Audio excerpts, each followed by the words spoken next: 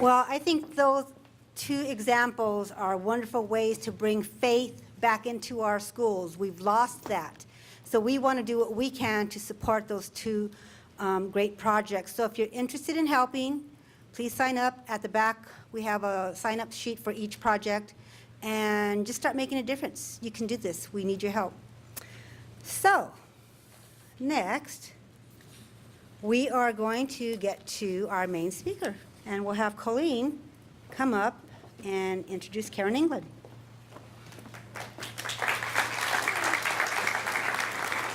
Oh my gosh, what a great turnout. I see an army raising up, you know? Let's do this. Yeah, you know?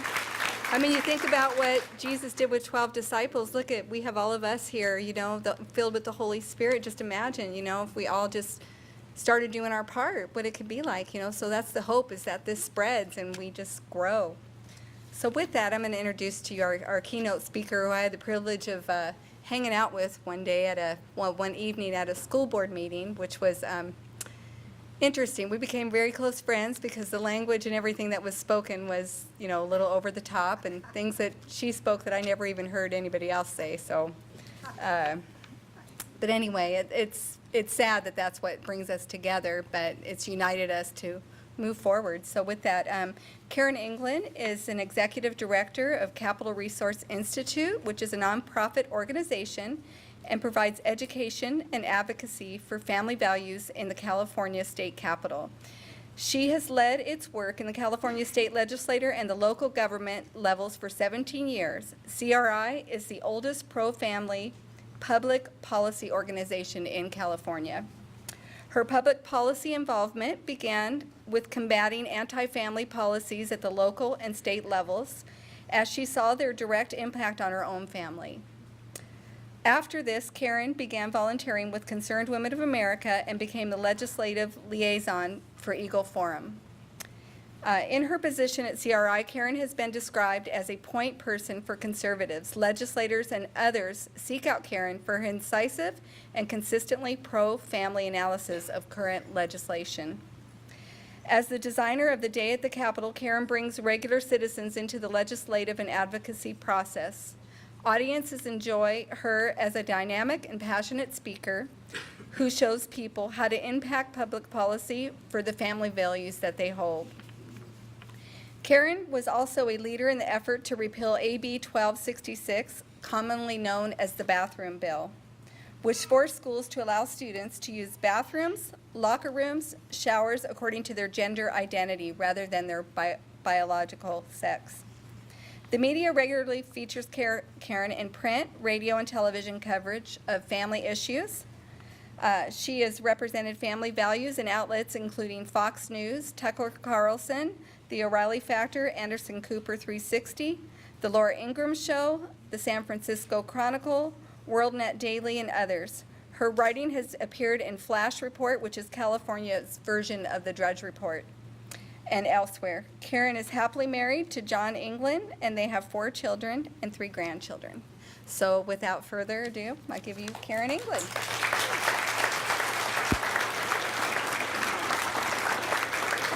Okay, I'm gonna stick my, oop. Okay.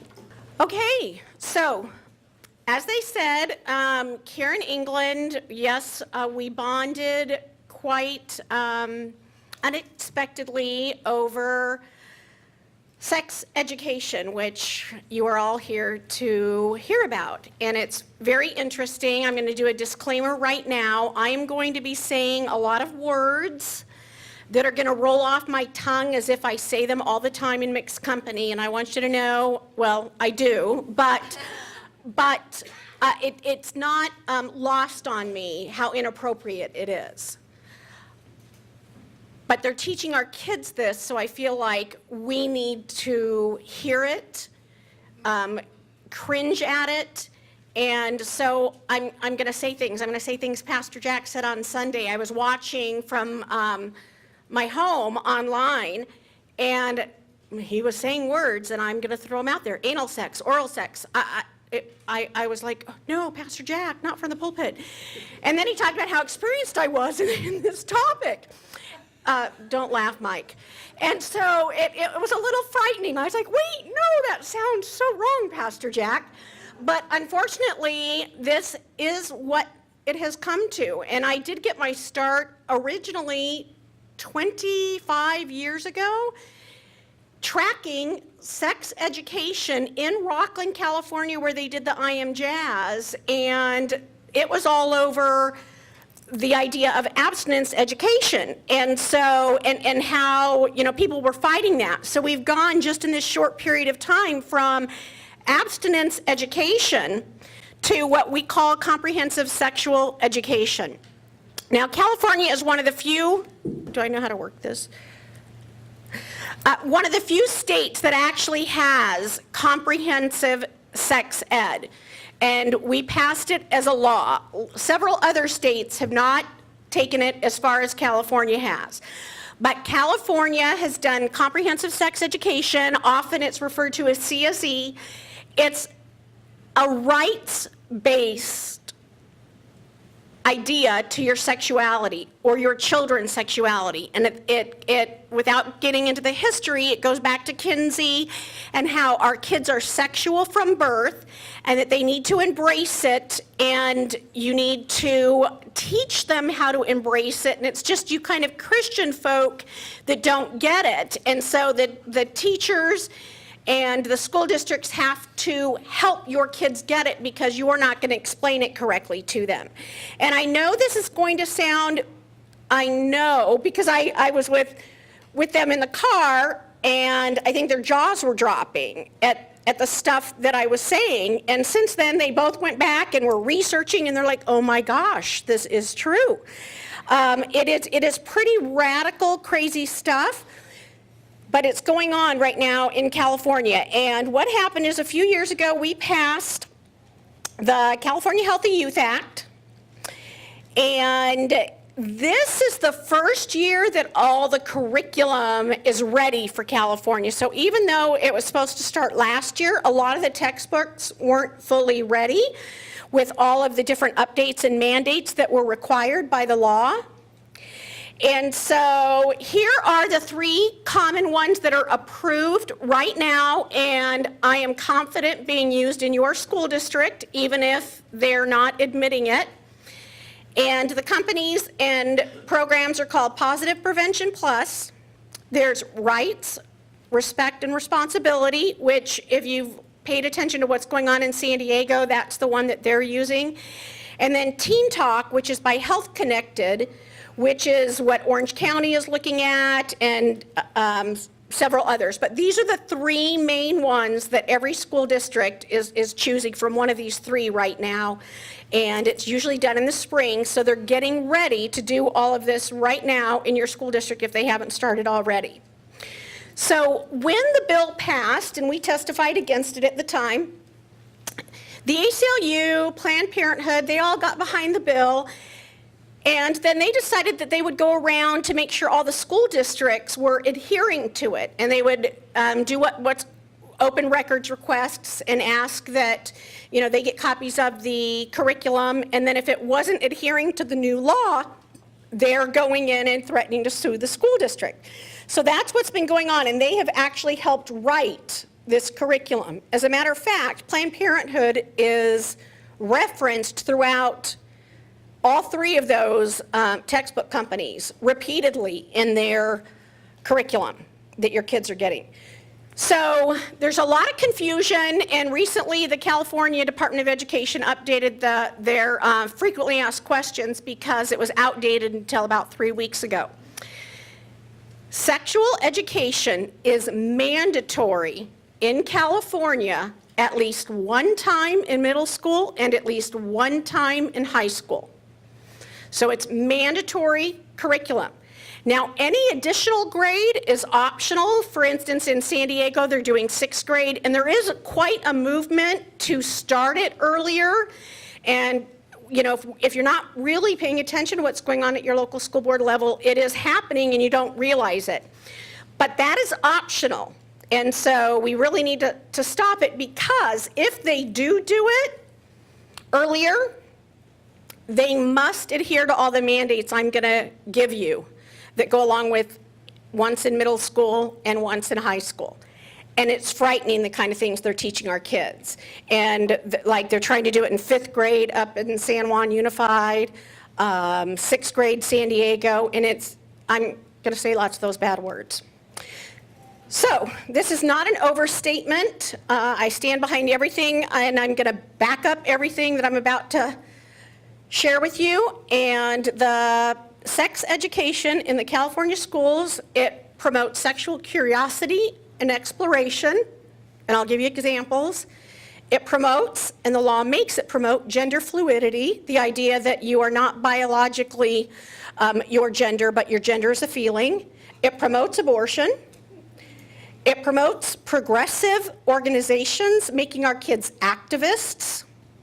And it obstructs parental rights. It does a lot throughout the curriculum to divide parents against and pit them against their children and traditional values.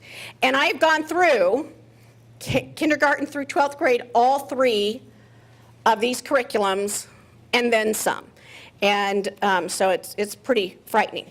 The law actually says abstinence-only instruction is not permitted. So they make a point, not only giving us this whole list that I'm going to cover with you that you have to teach, but they also make a point of putting it into law that abstinence only is not allowed. Like that's taboo. It says that sexual health education, which is mandatory once in middle school, once in high school, must respect and address the needs of students of all genders and sexual orientations. That means they have to cover all genders and all sexual orientations. So in San Diego Unified, when they're talking to 6th graders, they have to cover all sexual orientations when they talk about this. If they decide to teach sex education in 4th grade in any of your schools, they have to talk about all genders and sexual orientations in that grade level. So if you go earlier, you still have to adhere to every single mandate in this law. You must teach about gender expression, and this is exactly from the law, and explore the harm of negative gender stereotypes. Now, I wouldn't have known what that was until a few years ago. Now I'm well versed in sex education and gender, and what that means is you need to explore the negative stereotypes. Like I have a negative stereotype. I actually believe if you're a biological male, that you're a boy and you're a male, that would be considered a negative stereotype. And I'm cisgendered, and that's what they call it. But you need to know that starting this spring, every single 8th grader and high schooler is going to be taught this, and some school districts younger. You must have information about the effectiveness of contraceptives, pregnancy, including emergency contraception. Keep in mind, San Diego's doing this with 6th graders. San Juan Unified up in Sacramento wants to do it with 5th graders. The instruction shall include objective discussion, how objective, of all legally available pregnancy outcomes, i.e. abortion.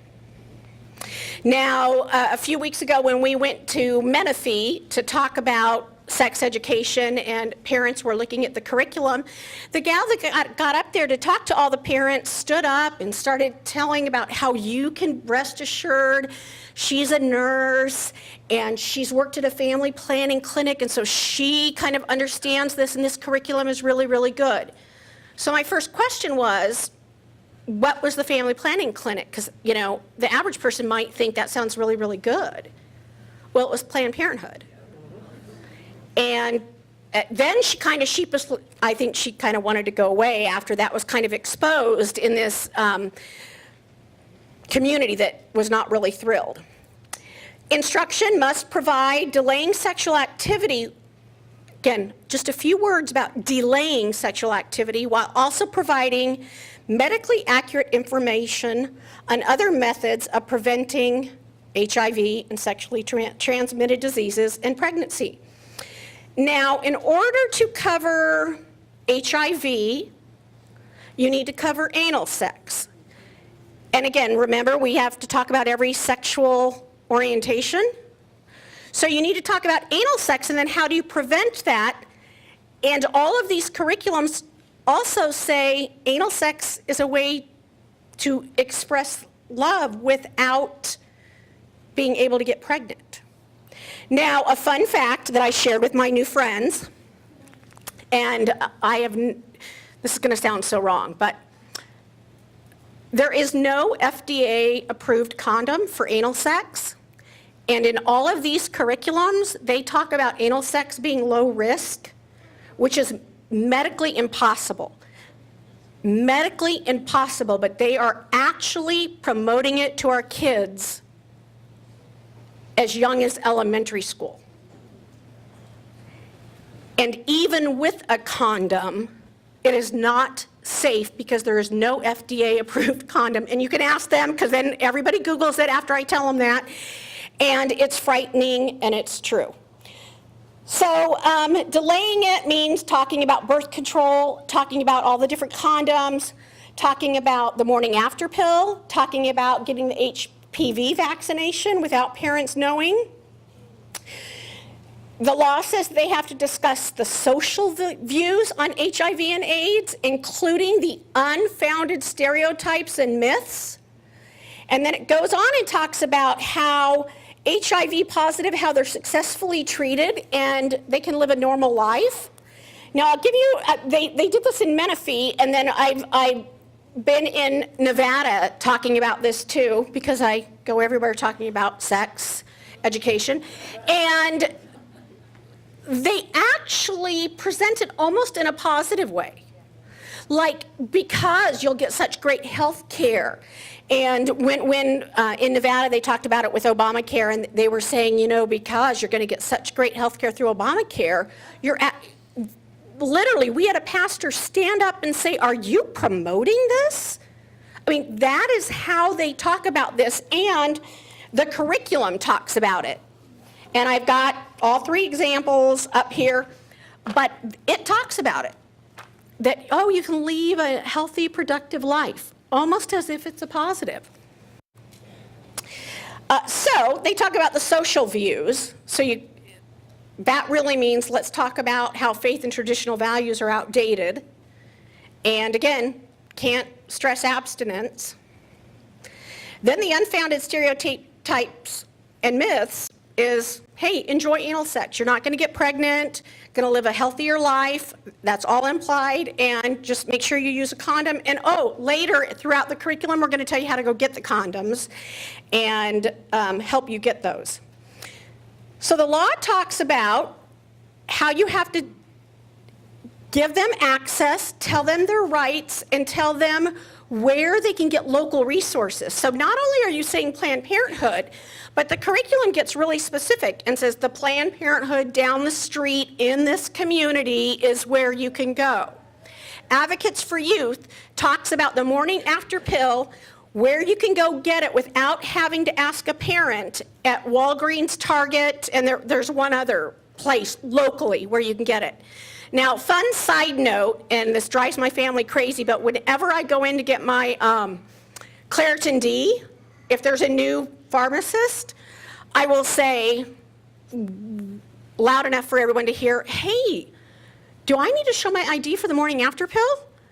And they always go, no, it's right there, right there, and you can get it. And then they'll say something like, you have to show your ID because, they make meth. And I said, oh, well, that kills babies.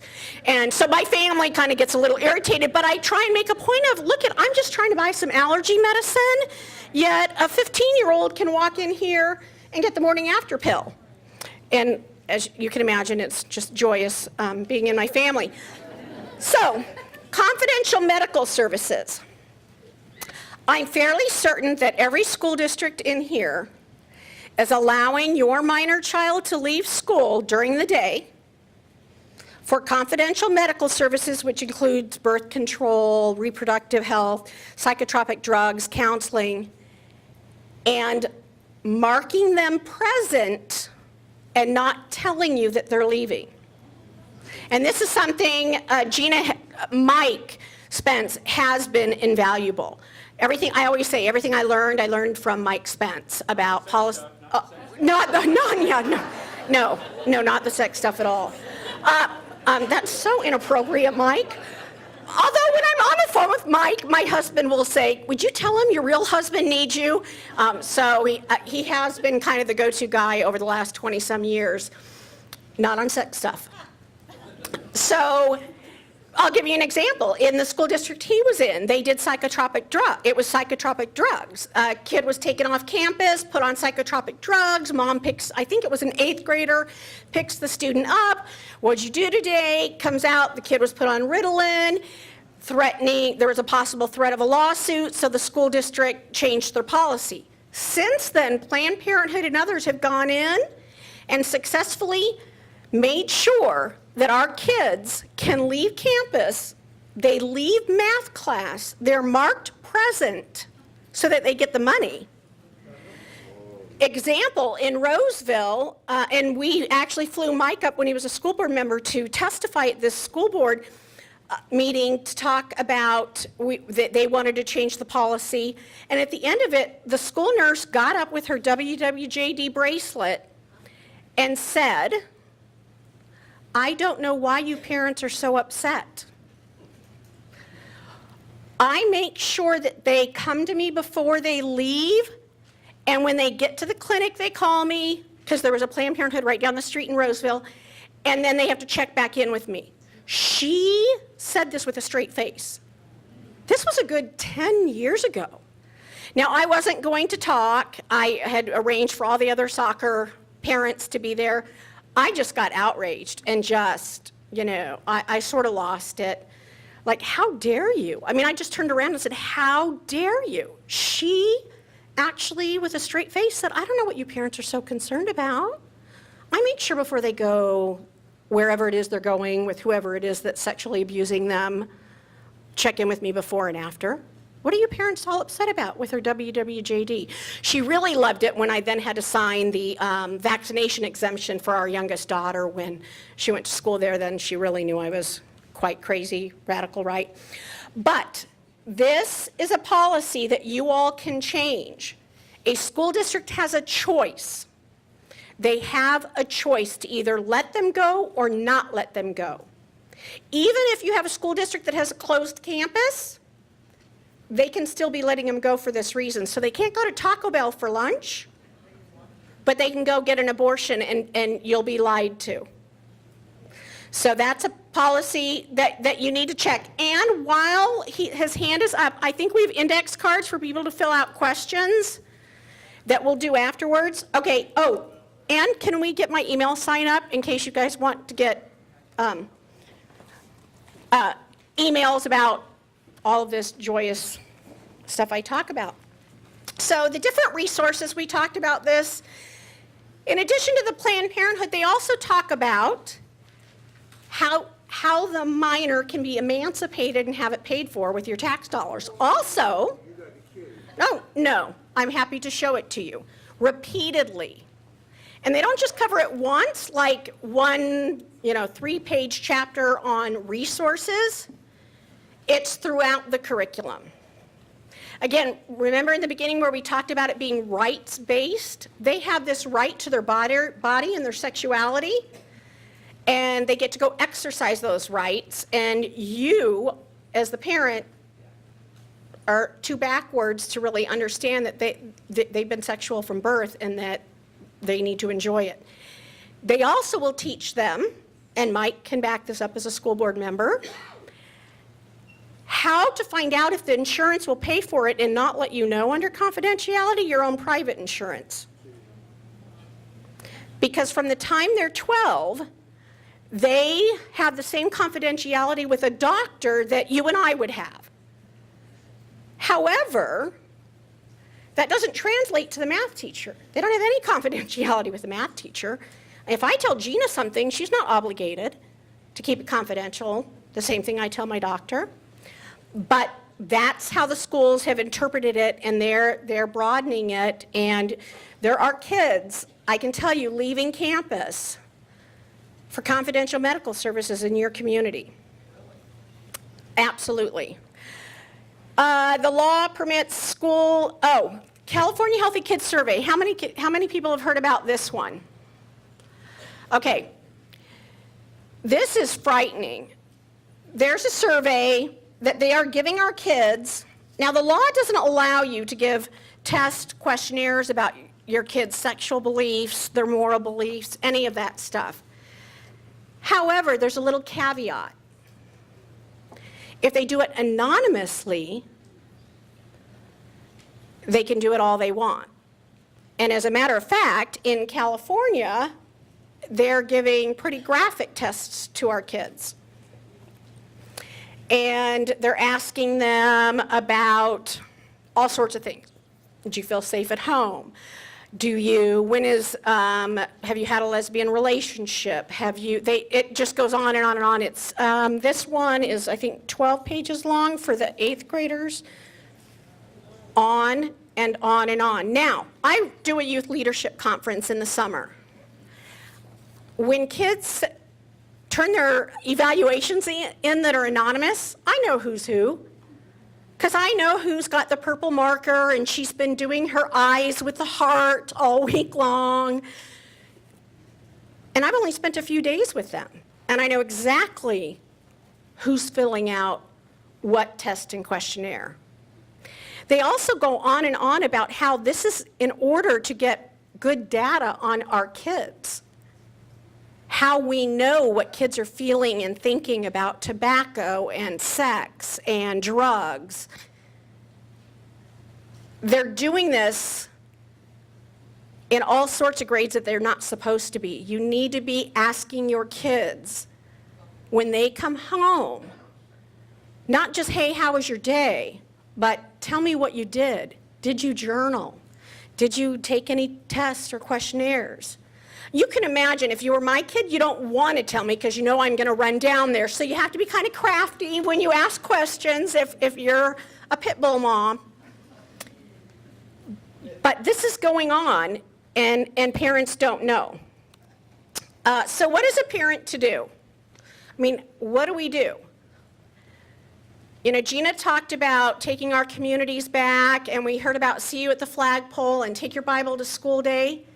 How on earth do we expect our kids to stand up for Christ if we as adults won't go before the school board and stand up for them?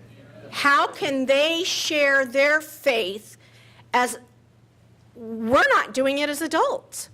We're letting their minds be told about anal sex, and here's how you do it, and here's where you get the condom, and hey, then you can go down the street and get tested and not tell your parents. How do we expect them under that peer pressure to stand up?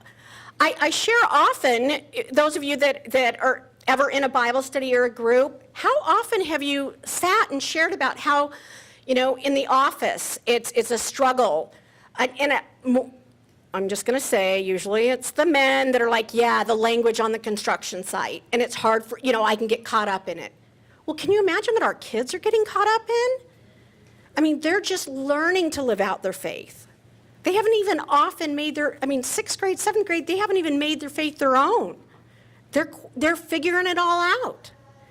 If we can't go stand up for them, how do we expect them to go to See You at the Flagpole? I mean, is that really fair? Put a target on their back? So what we can do, we need to be educated on the policies and laws that are going on. Your local school district, you need to know what the policies are, and you need to stay informed about laws. And that's what Capital Resource Institute, why we're sitting around the email. We send out updates about laws affecting religious freedom, parental rights, that kind of thing.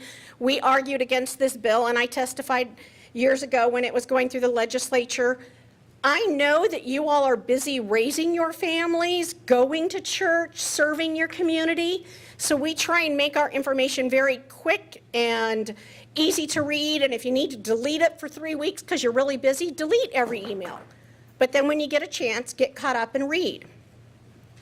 So resources like ours, Common Ground is a great resource for what's going on locally in your community. The other thing you need to do is be proactive. You can't just assume that everything's going well or that kids aren't leaving for confidential medical services.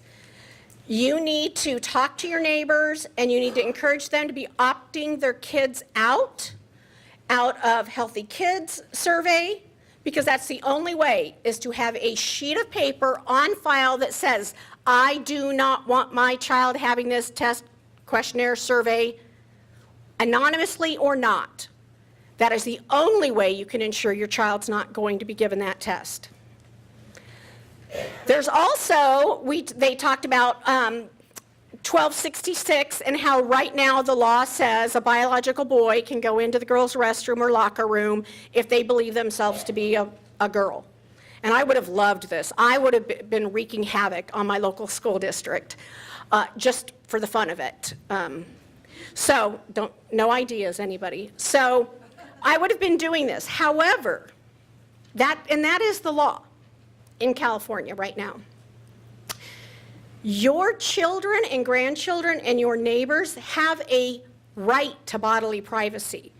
So we have forms, Gina's got forms, where you can assert that you want your child's privacy to be respected, and the school must ensure their privacy is protected, giving them a private bathroom or a teacher's room so that they're not walked in on.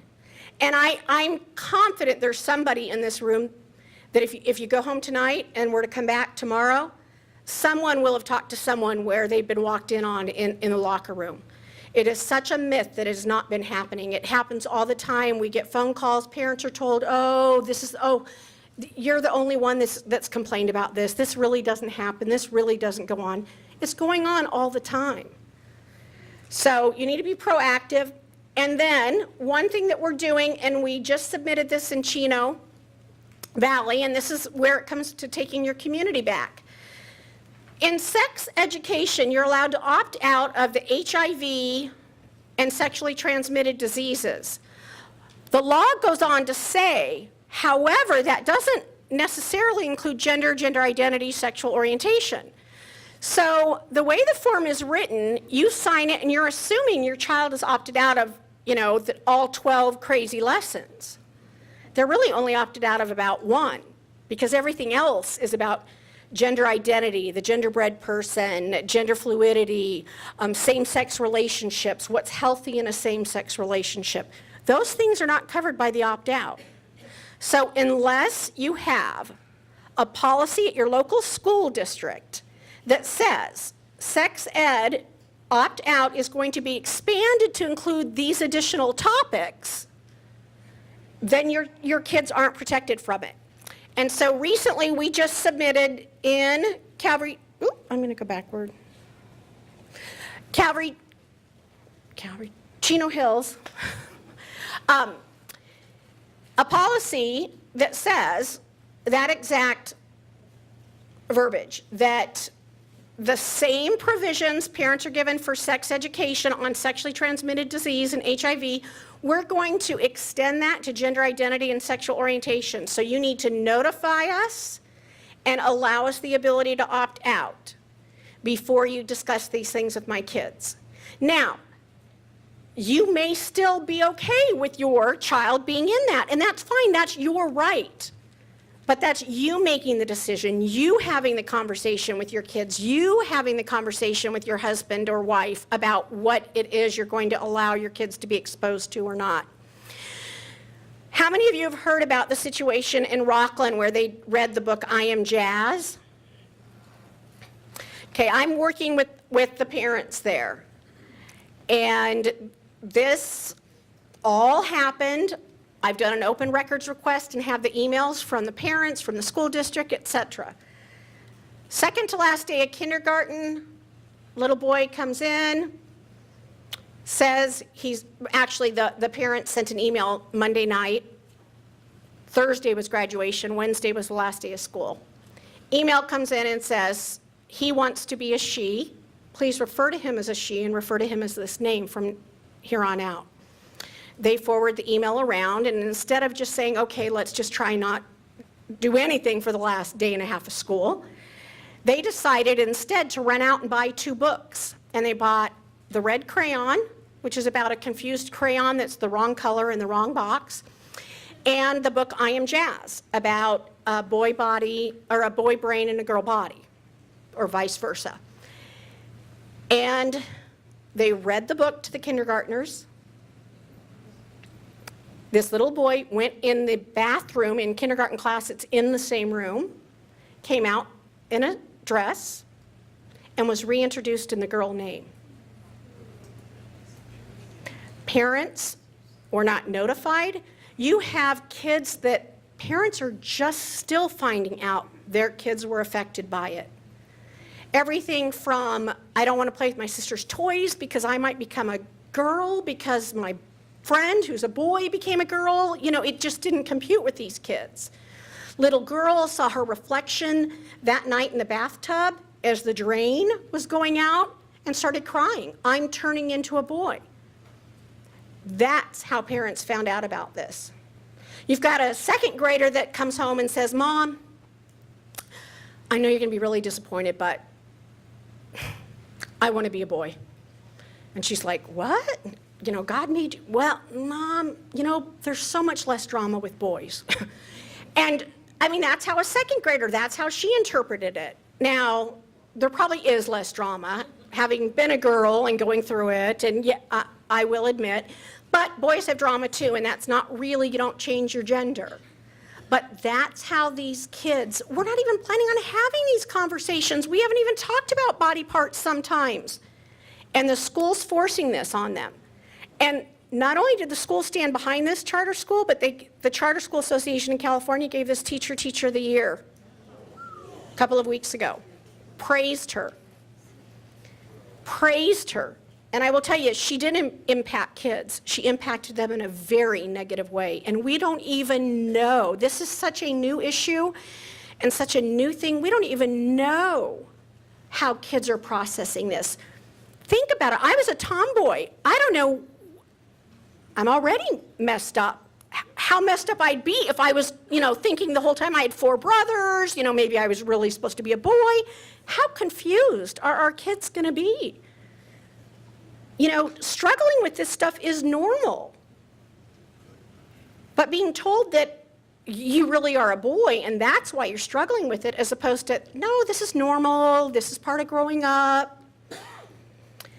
So, we talked about what parents can do, and we have a policy, and we're going to need you guys to all turn out at the school board meeting, and Gina and Common Ground will keep you updated. But here's what parents, I think, are not doing, or you are doing and shouldn't. And I think that it's so hard to believe. But don't assume that you can trust your school.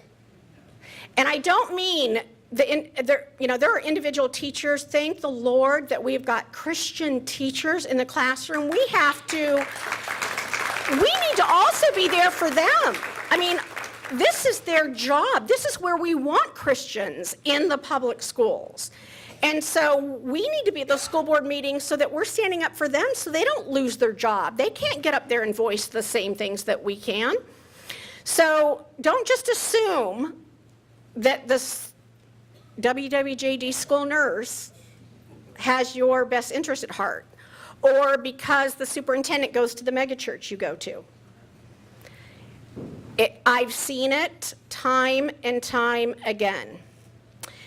We just heard this. Gita and I were at San Juan Capistrano 2 weeks ago, and everybody was like, oh, we're a conservative school district. That wouldn't happen here. And they couldn't believe what was in the school newspaper. 3 pages of pro-gay, underage sex, all sorts of stuff. Don't assume because you're in a conservative area, your curriculum and your minors are being let go in Chino Valley for confidential medical services. I've seen the policy. Don't think because, oh, I love my teacher, she would never do this. I've had 4 parents in Rockland at 4 different times, literally in tears, as this I Am Jazz thing was happening, and we'd have a parent meeting, and another parent would come and say, I talked to my kid, I couldn't believe Miss Sweeney did this. I loved Mrs. Swaney, crying because they so had entrusted this teacher with their children. Again, it can be a he too, goes to church. Don't just assume because they go, I don't know, Mike, maybe you can back this up, but I think they get training on, how to deceive the public, go to the big church, or I swear it is such a common thing. And then don't just assume our board would never let this happen. I find often it's more conservative school boards that either don't know they're being deceived, or they don't want to cause trouble, and so, or they don't know what they can do until we show up and show them what they can do, because they're getting the training and all the information from Planned Parenthood, the ACLU, and all the progressive groups, and we're all sitting at home watching Survivor. I'm not advocating that show. So, I only watch Christian TV and music. So, having said that, those are some of the things that you need to really get that out of your head. And I know it sounds extreme, but it is what's going on in our schools. And if you aren't aware, can you imagine what our kids are going to be like 5-10 years from now after all of this? And I have a very messy desktop. Mike's going to talk about this, Bill, so I'll put this picture up for when you do talk about it. Okay, so I'll take, by the way, please pass around our email alerts, and then I'll take a few questions. Where's on the cards? I think I've got about 5-6 minutes. Okay. Okay, I'm gonna do the sex ed ones because I so love to talk about sex ed. And I'm gonna separate the other ones and give them, like, there's one for See You at the Flagpole, and I'm gonna go ahead and give that to those ladies. Can we opt our kids out of sex education due to our religion? You can, but right now the law only allows you to opt out of sexually transmitted diseases and HIV, which is why you need a policy that we had Alliance Defending Freedom write for us.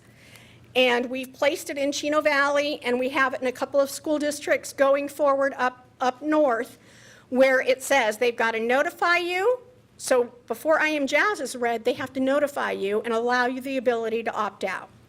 And you have to have that policy in place, because otherwise your kids are in it. Sex ed has been taught, STDs. Oh, how does, well, this is a good question. How does homosexuality pertain to either of these? Well, it doesn't, but it is an agenda. And when they wanted to push this, they used sex education to do it. And so back in 2015 and passed in 2016, they said you must cover all sexual orientations. You must cover it affirmatively. You have to be positive when you talk about this stuff. And so that's how they got it in there. It doesn't, but that's how they get their agenda in.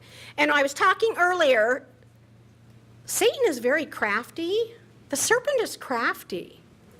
We forget. We think people are kind of negotiating on the same terms as we are and thinking common sense like we are. No. Satan is very crafty. And this is how they worked their way in, through sex education and through very much normalizing all of this stuff and promoting it to our kids with our tax dollars.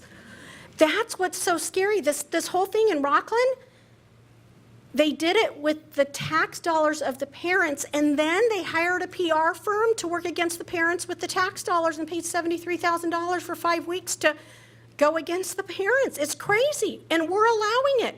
We're allowing our tax dollars to tell our kids to go to Planned Parenthood in every other lesson, and our teachers are being paid to tell them that. We need to wake up. I know Hobby Lobby. Yes, couldn't parental rights be used as an argument? Yes, it could, but here's here's the thing. A lot of people, and this has been something that just recently I've been trying to figure out, how do I explain or argue against? A lot of people are like, well, this is crazy. Let's just sue. You know, just sue that school district. And I agree, and common sense says that, but until you're harmed, you can't sue. You don't have what's called standing. And so, and there's really no way, some people are really encouraging us, well, you need to sue after somebody gets some STD, it's because they were in all this sex ed. The cause and effect is really hard to prove, and you really can't. So we can't just go sue. So it's common sense, but we have no grounds to go sue. You can't sue over stupid, bad public policy. However, you can go to your school board and change the policy, because that's the kind of country we live in. And so, did you say that's true, Mike? Still, well, for a little while longer. Okay, I'm going to do one more. And then I'm going to stay around after and hang out and talk about this fun stuff. But which CSE is in the Corona-Norco Unified School District? I don't know, but the reason I like this question is because it gives me the opportunity to share with all of you. The great thing about the internet is you can go on, you can look up your school district, all of their policies, 99% of them are online. Like I looked up everything for Chino Valley. You can search it. You can find out what curriculum they're using. You can call the superintendent. I will tell you this, don't necessarily believe what they tell you. You need to dig a little deeper. You really need to dig deeper. But that's what Common Ground is here for. Contact our organization and we will help you. But it will be one of those 3 curriculums because those are the only 3 that are currently approved in California that passed the law that was passed. So they're the only ones that legally encourage all the things that the state law mandates we encourage. So I want to thank you for being here. This is a huge turnout for a very controversial subject. I hope you'll come back to Common Ground and won't hold it against Common Ground that I said lots of bad words. And again, thank you. I'm so impressed with the turnout, the commitment of the leadership team, the volunteers, that you care this much about your community, that you want to make a difference, and you're not home watching Survivor or whatever is on Tuesday night, but you're here wanting to invest in the lives of your kids and grandkids and the community around you. So thank you very much, and hopefully we'll see you in the school board meetings.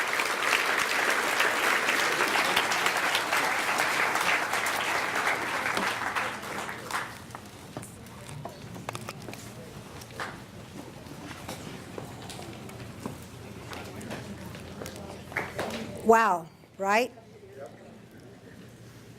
How many of you are hearing this for the first time? I think the majority. Karen apologizes.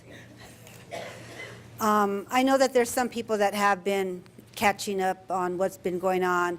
As a matter of fact, there's a movement across the country right now, in some states actually, that parents are organizing what is called the Sex Ed Sit-Out. I think it takes place on Monday, because parents are finding out that they are teaching what Karen just described in their school.